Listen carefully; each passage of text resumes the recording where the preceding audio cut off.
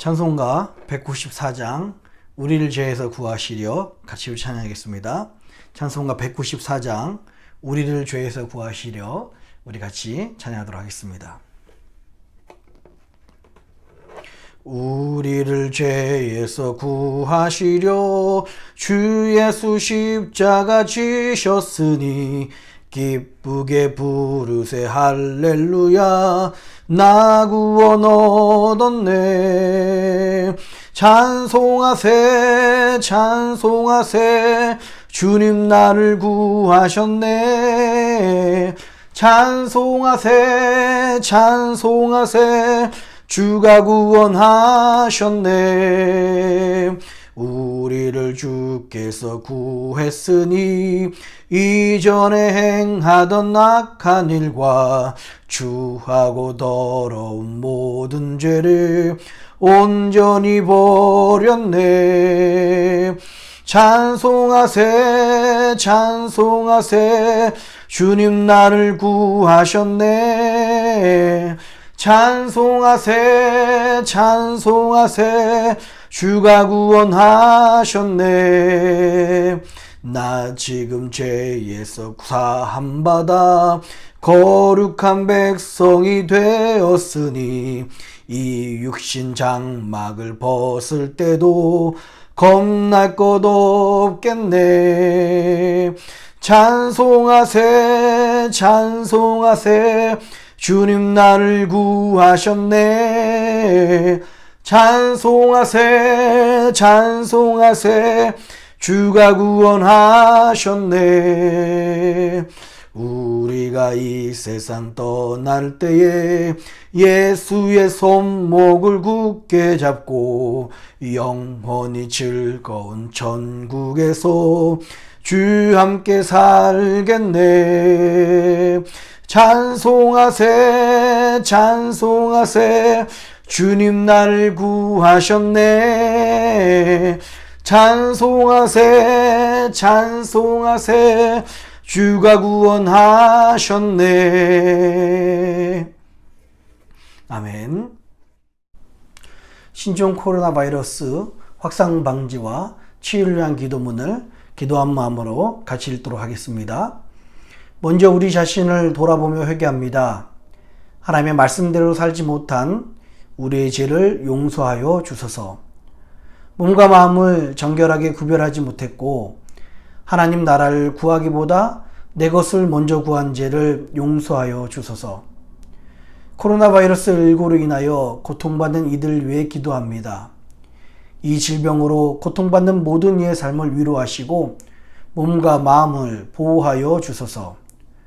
확진자를 속히 회복케 하시고 그 가족을 위로하여 주소서. 코로나 바이러스 19 확산 방지를 위하여 기도합니다. 전염병이 더 이상 확산되지 않도록 도와주소서. 이 모든 일을 주관한 리더들에게 지혜를 주시고 수고하는 의료진과 연구진들에게 힘과 능력을 더하소서. 이로 인한 혐오와 차별, 분노가 그치게 하시고 서로 사랑하며 격려하게 하소서. 교회를 비롯한 믿음의 공동체가 한 마음으로 위기 상황을 극복하고 지혜롭게 대처하게 하소서. 어려울 때 부어주시는 부흥의 역사의 주인공이 될 수 있도록 기도로 준비하게 하소서. 언제나 우리와 함께 하시는 예수님의 이름으로 기도드립니다. 아멘. 오늘 같이 나누실 하나님의 말씀은요, 고린도후서 3장 1절로 18절까지 말씀입니다. 고린도후서 3장 1절로 18절까지 말씀 같이 교독하면서 읽도록 하겠습니다. 신약 우리 288페이지입니다. 고린도후서 3장 1절로 18절 말씀 같이 교독하면서 읽습니다. 우리가 다시 자천하기를 시작하겠느냐?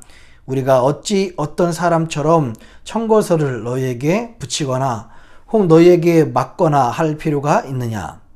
너희가 우리의 편지라 우리 마음에 썼고 무사람이 알고 있는 바라. 너희는 우리로 말미암아 나타난 그리스도의 편지니 이는 먹으로 쓴 것이 아니요 오직 살아계신 하나님의 영으로 한 것이며 또 돌배에 쓴 것이 아니요 오직 육의 신비에 한 것이니라. 우리가 그리스도로 말미암아 하나님을 향하여 이 같은 확신이 있느니라. 우리가 무슨 일을 하든지 우리에게서 난 것 같이 생각하여 스스로 만족할 것이 아니니 우리의 만족은 오직 하나님께로서 낳느니라. 저가 또 우리로 새 언약의 일꾼 되기에 만족해 하셨으니 의문으로 하지 아니하고 오직 영으로 함이니 의문은 죽은 것이요 영은 살리는 것임이니라.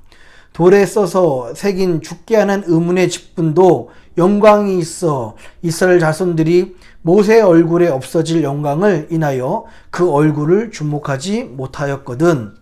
하물며 영의 직분이 더욱 영광이 있지 아니하겠느냐?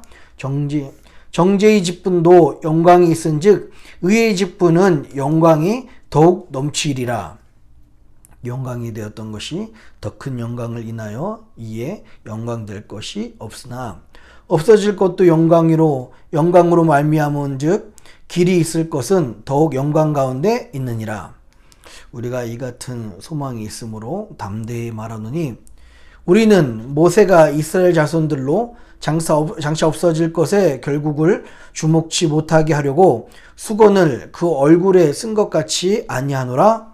그러나 저희 마음이 완고하여 오늘까지라도 구약에 읽을 때에 그 수건이 오히려 벗어지지 아니하고 있으니 그 수건은 그리스도 안에서 없어질 것이라.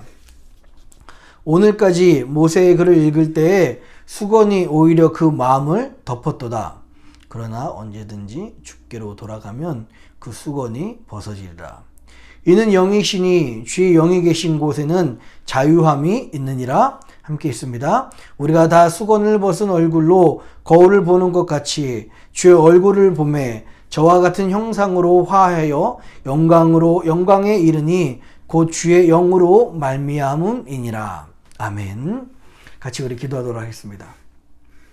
살아계신 아버지 하나님, 오늘 하나님 앞에 나와서 하나님께 예배드리기 위해서 주님의 은혜를 바라보기 위해서 하나님 정말 르비딤의 그 반석에서 나는 그 풍족해 하시는 예수 그리스도를 목마름을 채우기 위해서 이 자리에 나온 모든 사랑하는 성도님들에게 하나님의 은혜를 오늘도 허락하여 주시옵소서. 아버지 하나님께서 오늘 우리에게 직접 말씀하시고 우리 심령 가운데 역사해 주실 것을 기대하며 이 모든 말씀을 사랑하신 예수님의 이름으로 간절히 기도합니다. 아멘. 할렐루야. 우리 주님의 크신 은혜와 평강이 오늘 하나님께 나오신 모든 분들에게 함께 하시기를 주님의 이름으로 축원합니다. 여러분, 지난주부터 고린도후서 말씀을 같이 묵상했었죠. 그런데 우리 2장 내용을 좀 건너뛰고 나서라도요, 1절에 보니까 갑자기 청거서 이야기가 나옵니다. 3장 1절 볼까요? 우리가 다시 자천하기를 시작하겠느냐? 우리가 어찌 어떤 사람에게 청거서를 너에게 붙이거나 혹 너에게 맞거나 할 필요가 있느니라 라고 이야기해요. 그래서 청거서는 이제 추천서, 그 추천서에 대한 이야기죠. 여러분, 이 내용을 이해하기 위해서는 지금 사도 바울이 왜 이 편지를 쓰는지를 좀 생각을 해 두셔야 될 것 같습니다. 제가 간단하게만 설명을 드릴게요. 이 고린도 교회는 말씀드렸듯이 사도 바울이 2차 세계 전도 여행 때 개척한 그 교회고요. 지금 고린도 전서 후서는 사도 바울이 3차 전도 여행을 할 때 그 내용을 쓴 겁니다. 사도 바울이 한참 세계 전도 여행을 3차 하고 있는데 고린도 교회로부터 여러 가지 소식이 들려옵니다. 또 주변 사람들한테도 이야기 듣는데 그 소식이 안 좋은 내용이었었어요. 그래서 어떤 여러 가지 문제들이 있고 당파가 나눠진다, 막 이런 여러 질문과 이런 어려움이 있다는 소식을 듣고서 사도 바울이 편지를 씁니다. 그리고 자신의 수족처럼 아끼는 영적 아들인 디모데에게 그 편지를 갖다가 고린도 교회에 전달을 하게 해요. 그게 우리가 잘 알고 있는 고린도 전서라고 불립니다. 디모데가 가서 고린도 전서를 읽었어요. 고린도 교회 앞에서요. 어떤 일이 일어났을까요? 안타깝게도 회개하고 눈물 짓고 돌아서면 참 좋은데 오히려 사도 바울이 직접 갈 수 없어서 디모데를 보낸 건데 이 디모데를 오히려 디모데를 욕되게 하고 디모데에게 항변하고 막 야유를 부리고 디모데를 쫓아내다시피 나오게 됐습니다. 그 소식을 이렇게 들었어요. 사도 바울이. 그 얘기를 듣고서 이거 정말 고린도 교회에 큰일이 났구나. 조금만 더 지체했다가는 이 고린도 교회가 다시는 회복할 수 없을 만큼 영적으로 병들겠구나 해서 사도 바울이 급하게 이 고린도라는 지역을 달려갑니다. 그래서 고린도에 가서 하나님의 복음을 다시 전하려고 그러고 하나님의 말씀을 다시 전하려고 해요. 그때 이미 거짓 선지자들, 거짓 선생들이 그 고린도 교회를 장악하기도 했고요. 또 고린도 교회는 4개 분파로 나눠서 서로 싸움을 하고 있었습니다. 여러분 잘 아시는 것처럼 아볼로파가 있었고 베드로파가 있었고 바울파가 있었고 그리스도파가 있었어요. 참 그 이상 최소 4개 파 이상 싸움을 했던 교회가 고린도 교회였었어요. 사도 바울이 그 앞에 서가지고 피를 토하듯이 복음의 내용을 다시 한번 이야기를 합니다. 하나님께 돌아와라 그렇게 이야기하고요. 당신들 그렇게 거짓 선지자들 잘못 복음을 받아들이게 하는 사람들 저런 사람들을 교회에서 내쫓아라 그렇게 이야기를 합니다.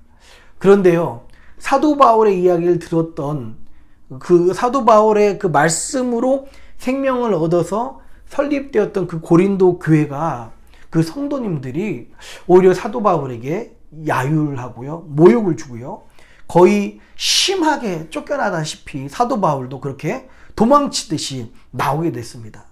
사도 바울 마음속에 엄청 큰 상처를 받았어요. 그래서 쭉 나와서 다시 이 에베소라는 곳, 제 지도로 보여드릴게요.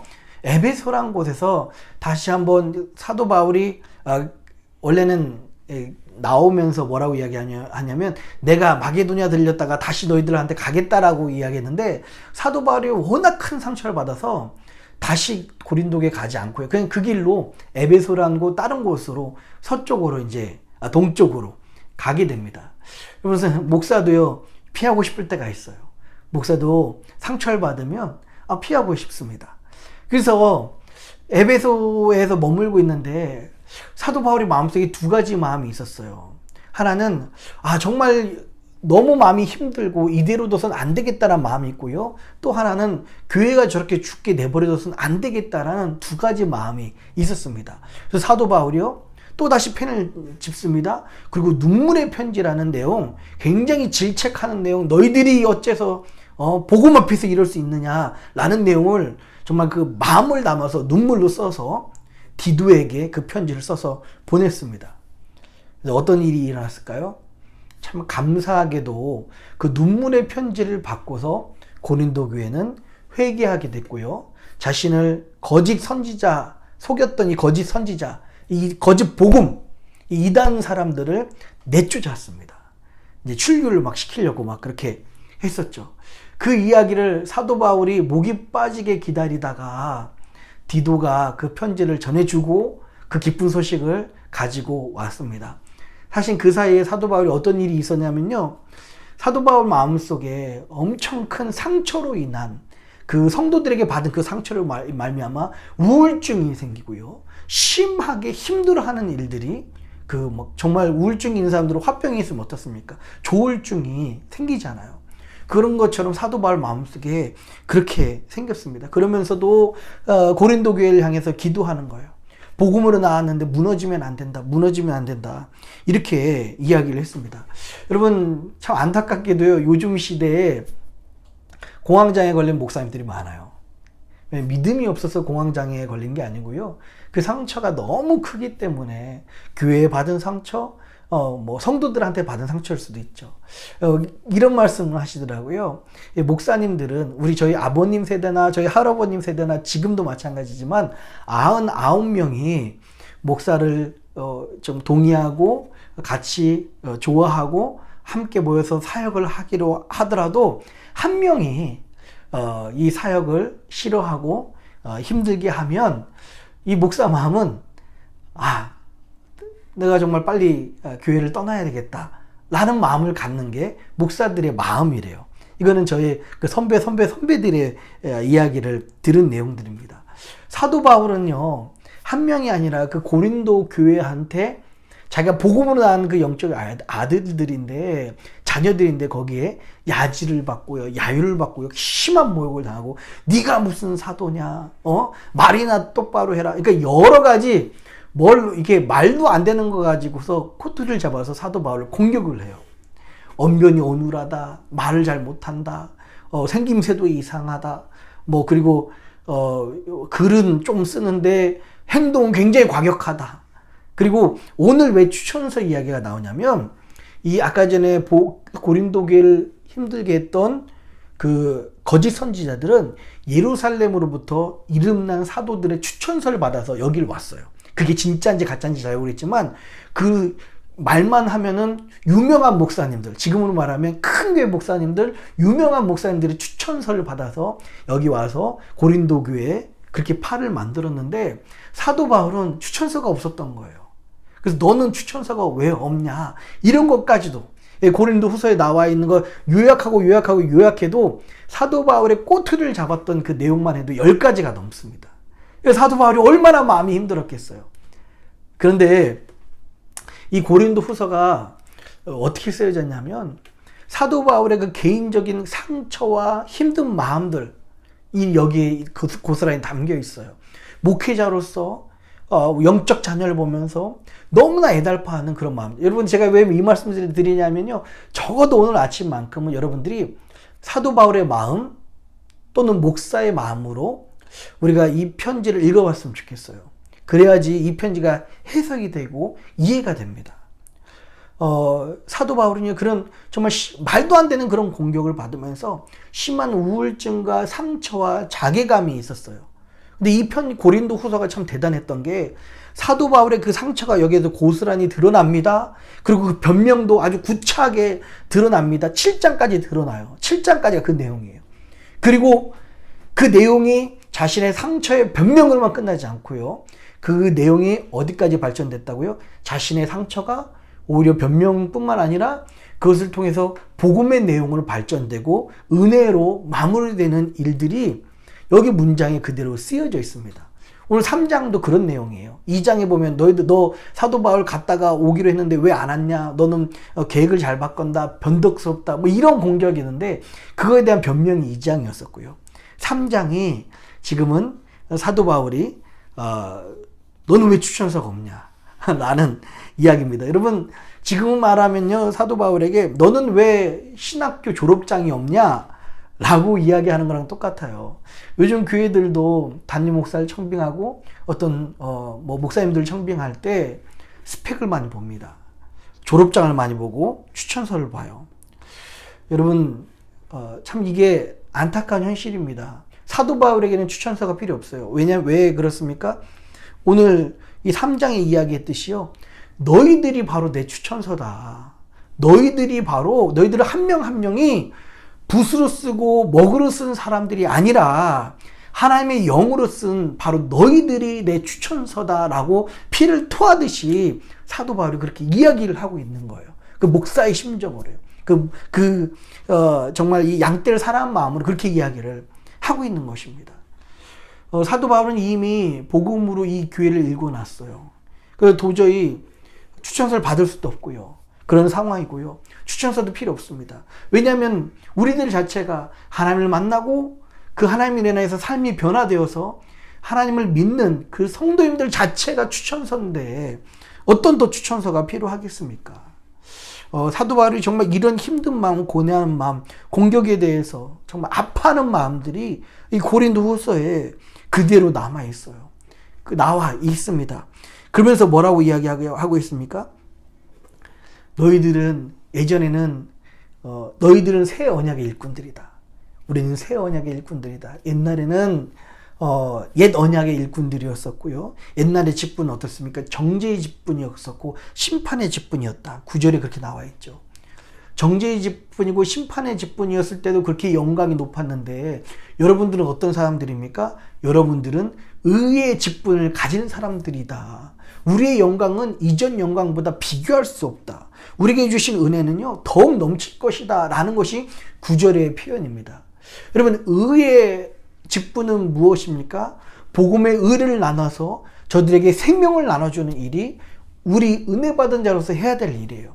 더 이상은 옛 율법, 돌로 새긴 그 율법, 그걸로 인해서 심판하고 정죄하고 판단하고 불평하고 원망하고 해야 될 일이 우리 일이 아니라 이제는 우리가 그 복음 가지고 받은 생명 가지고 다른 사람들에게 감사의 말, 은혜의 말, 복음의 말로 나눠줘야 될 것이 우리의 일꾼이다. 우리의 일들이다. 너희들이 바로 그 새 언약의 일꾼이다 라고 우리에게 말씀을 하고 있습니다. 정말 분명해요, 여러분. 원망하고 불평하면 누가 좋아하겠습니까? 정죄란 이름으로, 심판의 이름으로, 정의란 이름으로 원망하고 불평하는 사람들에게는요, 하나님이 좋아하시는 게 아니고 사단이 좋아합니다. 교회 안에서도요, 정의란 이름으로 원망하고 불평하면 안 됩니다. 교회 안에서 어떤 일이 일어나야 됩니까? 아니, 우리 믿는 사람들에게 어떤 일이 일어나야 됩니까? 우리 안에 은혜의 언어, 감사의 언어, 복음의 언어가 넘쳐나야 됩니다. 예전에는 어떤 일이 있을 때 누가 옳은지 누가 그른지 우린 모르잖아요. 사람의 속을 누가 압니까? 우린 모르잖아요. 소문도 일부만 듣잖아요. 우리 아직 가려진 이 수건처럼 우리는 진실을 볼 수가 없습니다. 우리 그 3장 15절로 18절 이 말씀에 나와 있죠. 그래서 우리가 쉽사리 말로 미리 범죄하면 우리 죄악이 되고요. 사단이 좋아하는 일이 되고 마는 겁니다. 그래서 우리는 어떤 일을 판단하기보다 나중에 우리에게 어떤 일이 일어납니까? 어떤 미래가 기다리고 있어요? 수건이 거쳐지고 마치 거울로 얼굴을 보는 것처럼 모든 사실이 명명백백하게 드러나는 미래가 있고요. 하나님이 심판하시는 미래가 있습니다. 그래서 여러분들, 혹시 여러분들 마음속에 억울한 일이 있고요, 힘든 일이 있고요, 좌절되는 일이 있더라도 여러분 실망하지 말고 좌절하지 말아야 될 것은 결국 하나님이 이 얼굴에 수건을 걷어내시고 거울을 보는 것처럼 시시비비가 가려지고 하나님 앞에서 심판받는 시간이 온다는 사실을 기억하시고, 혹시 조금만 알아서 불평하거나 원망하거나 정죄말 하기보다 감사와 은혜말 하신 저와 여러분 되었으면 좋겠고요. 혹시 억울한 일 때문에 어려운 일을 당하신 분이 계시다면 그분은 오히려 감사하십시오. 여러분, 억울하면 감사하래요. 저도 맨 처음 이 말이 참 너무 이해가 안 됐는데요. 억울하면 감사하래요. 억울하다는 뜻은 무엇입니까? 내가 잘못이 없는데, 내가 한 일이 아닌데, 내가 잘못한 게 없는데 다른 사람으로부터 거짓 공격을 받습니다. 거짓말을 받습니다. 오히려 내가 잘못했다면 지금 두려웠겠죠. 오히려 내가 잘못했다면, 내가 잘못 얘기했다면 내가 거짓말한 것 때문에 힘들었겠죠. 그런데 우리 마음속에 억울한 마음이 든다라는 건 내 잘못이 아니라는 사실이고, 오히려 내 잘못이 아니기 때문에 억울해하기보다는 미래에 하나님께서 장래에 명백하게 가리실 것을 기대하며 감사하라고 그렇게 이야기를 합니다. 여러분, 사도 바울의 이 마음이 우리들 가운데 전달이 되었으면 좋겠고요. 이 사도 바울의 자신의 아픔을 가지고 복음으로 바꾸는 일, 은혜의 언어로 바꾸는 일. 그러면서 우리가 지금 수건으로 가린 것처럼 앞을 잘 보지 못하지만, 여러분, 나중에 하나님 앞에 섰을 때 우리는 얼굴과 얼굴이 보는 것처럼, 거울로 얼굴을 보는 것처럼 분명하게 우리의 모습이 드러날 것입니다. 여러분들이 바로 옛 언약의 일꾼이 아니라 새 언약의 일꾼입니다 라고 오늘 3장에서 그렇게 말씀을 하고 있습니다. 오늘 주의 백성들이 이 말씀을 듣고 억울한 이들은 위로를 받고, 혹시 내가 마음으로 원망하고 불평하려고 했던 사람들은 하나님께 그 언어를 감사의 말, 찬양의 말, 복음의 말로 바꿔서 오늘 하루 승리하시는 저와 여러분 되시기를 주님의 이름으로 축원합니다. 기도하겠습니다. 참 고마우신 아버지 하나님, 사도 바울은 참 힘들고 어렵고 마음에 큰 상처를 받았습니다. 그런 아버지 하나님, 그 상처를 상처가 되지 않게 하시고 오히려 그 상처가 복음이 되게 하시며 그 상처가 은혜로 되게 하나님께서 역사해 주셨습니다. 우리 사랑하는 성도님들, 오늘 하루 살 때 여러 가지 세상 일 때문에 힘들고 어렵고 억울한 일을 만나나 그 억울한 것이 억울함으로 끝나지 않게 하시고 하나님 의의 직분으로 부르신 그 하나님, 오히려 감사와 영광을 돌리는 우리 성도님들 되게 하여 주시옵소서. 억울함에 오히려 감사함이 되게 하여 주시옵소서. 그래서 오늘 하루 살 때에도요, 하나님, 우리가 모두 다 하나님 끝내 심판하시고 끝내 다시 오실 주님 바라보며 승리하는 우리 모두가 될 수 있도록 인도하시고 역사하여 주시옵소서. 감사합니다. 이 모든 말씀을 사랑하신 예수님의 이름으로 간절히 기도합니다. 아멘. 하늘에 계신 우리 아버지여, 이름이 거룩히 여김을 받으시오며 나라의 임하옵시며 뜻이 하늘에서 이룬 것 같이 땅에서도 이루어지이다. 오늘날 우리에게 일용할 양식을 주옵시고 우리가 우리에게 죄진 자를 사하여 준 것 같이 우리 죄를 사하여 주옵시고 우리를 시험에 들게 하지 마옵시고 다만 악에서 구하옵소서. 대개 나라와 권세와 영광이 아버지께 영원히 있사옵나이다. 아멘.